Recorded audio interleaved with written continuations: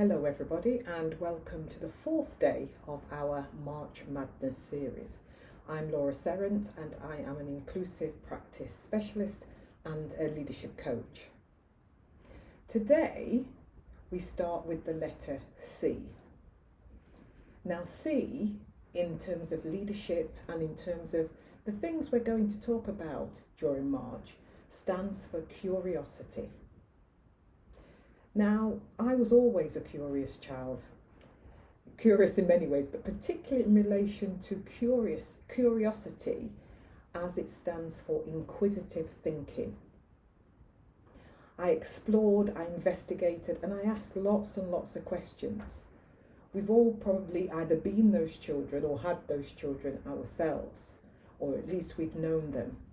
Those who ask why.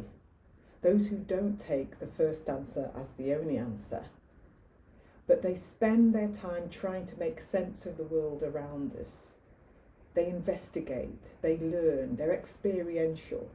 You can't tell these children how things are. You can't tell them the stove is hot.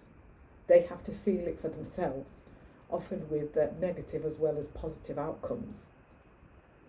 Curiosity is our way as human beings of gaining experience, and it's linked to all aspects of our development from being very young and all the way through till death. We never really stop learning. Human beings are curious by nature. Curiosity is something that is instilled within us by some immovable force we need to find out. And as leaders and business owners, curiosity is obviously what drives us to make great inventions, different ways of thinking, develop and explore different cultures or different approaches. And in every invention, there was the seed of curiosity that started it out. But curiosity is both internal and an external pursuit. It's not all about what happens outside us as human beings. It's also about what happens in here, and certainly in here. Our curious minds make us question and explore and ask questions about ourselves and other people, as well as the things around us. We are curious in our thoughts and actions. To some extent, curiosity is so consuming of us as human beings that we use all our senses to do it. And if you're not sure whether that's true, just watch a child. Their questioning and their exploration of the world around them happens in all five senses: sight, smell, taste, touch. And all of those things make them understand more about themselves as we relate to the world. And as we move through from lion, lioness to lamb, we learn through our curious experiences.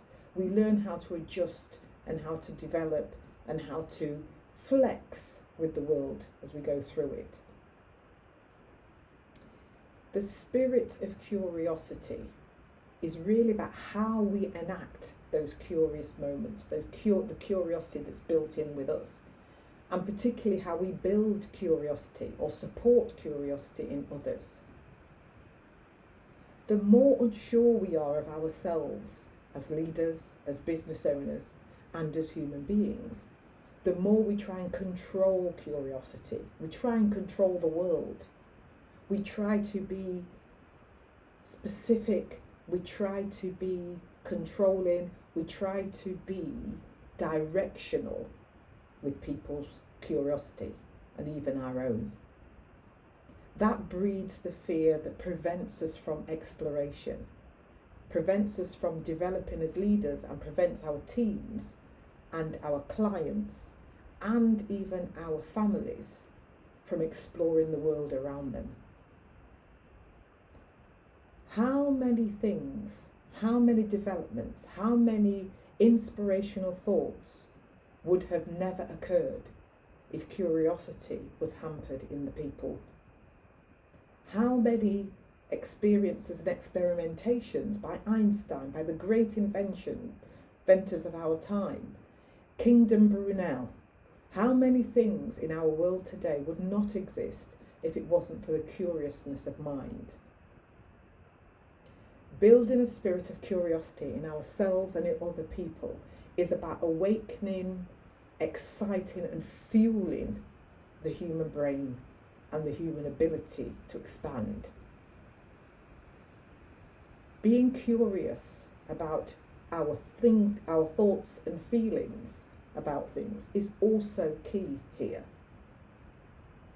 If we are so fearful and challenged by the thoughts or ideas of somebody else, we should be curious not so much about why they have that thought, but perhaps curious about our responses to it. What keeps us small and keeps us tame and restricts our growth individually and collectively is fear of curiosity. If we are no longer curious, we are no longer growing. We are no longer searching for answers, no longer actively experiencing the world, and no longer making sense of it.